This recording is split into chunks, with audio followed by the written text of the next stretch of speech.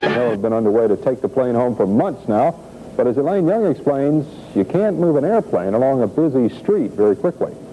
They waited and they waited for what one fan called history in the making. The day Elvis Presley's plane, the Lisa Marie, returned home to Memphis. We'd like to see the plane that Elvis flew around for all those years and just get a good look at a little bit of history, a little bit of nostalgia. The fans didn't seem to mind that traffic was backed up along Winchester and Elvis Presley Boulevard for 3 hours as the Lisa Marie moved slowly through intersections. Part of the jet's tail section and wings had been removed, but at some points it was still a tight squeeze. There were some who didn't set out to watch the plane's arrival, but because of the traffic jam, they had no choice.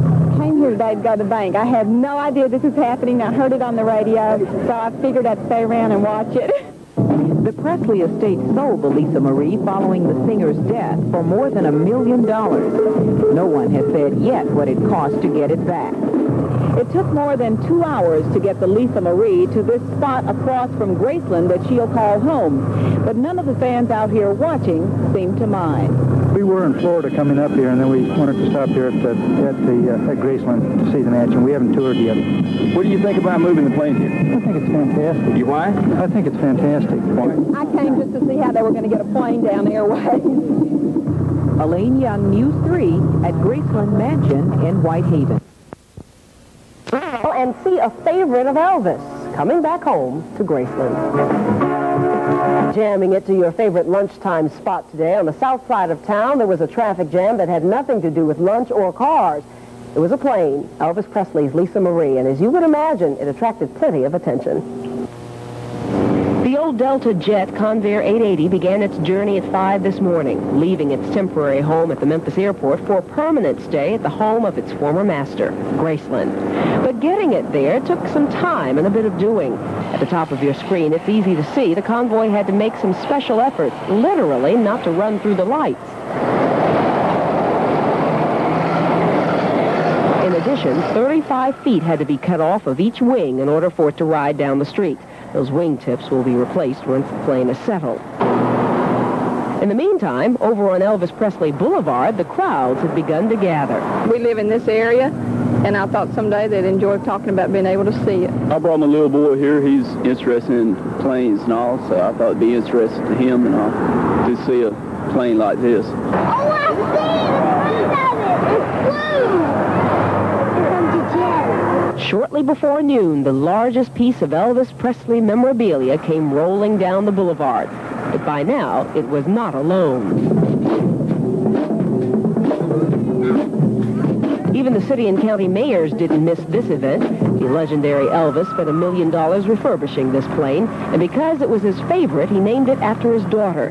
It took 2 years of planning to get it back to Elvis's home, so a day like today couldn't go unnoticed. We, Richard C. Hackett, the mayor of the city of Memphis, Tennessee, and William M. Morris, Jr., mayor of Shelby County, Tennessee, do hereby proclaim February 22nd, 1984 as Lisa Marie Day, and we ask all of you to join us.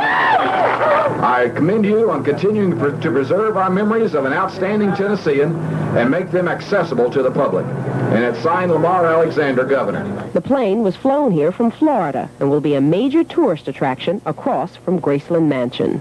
And by the way, the Lisa Marie will go on display in May with tours inside and out. Looked a little unusual having a plane coming down. Yes, it was a bit unusual today, and of course it's something like that that puts Memphis on the map. Sure, a lot of hoopla. It's kind of nice to see sometimes in town. Graceland and all. This luxury jetliner arrived at its final destination at Graceland today. Marjorie Ford reports.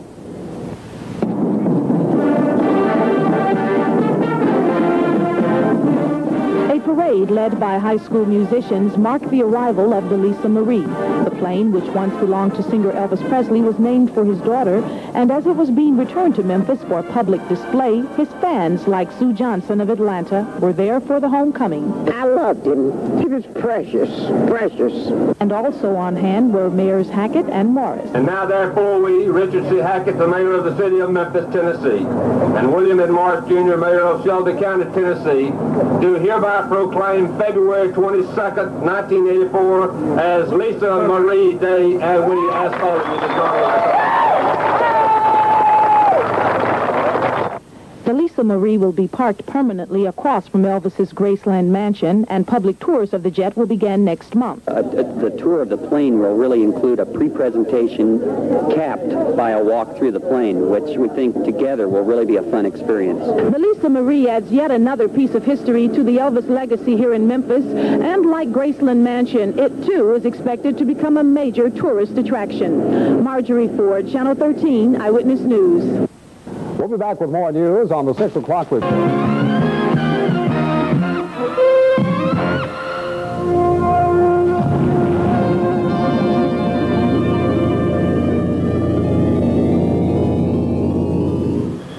February 20th. Jet landed in Memphis just a short time ago. Those are exclusive pictures of the Lisa Marie. As you know, this was the plane Elvis used to take him on concert tours around the world. Elvis's father sold the plane in 1978, but it will now be displayed across the street from Graceland. There it is coming in. The plane flew in from Florida today. It will be dismantled and then taken to its display area. Touchdown. The display will be open by the middle of May. That's a little bit like seeing the space shuttle, you know, come back to Earth. There it is. The Lisa Marie hasn't been here for a long while, but that's it, coming back this afternoon to Memphis International Airport. We'll have more about that at 10 for you. In the meantime,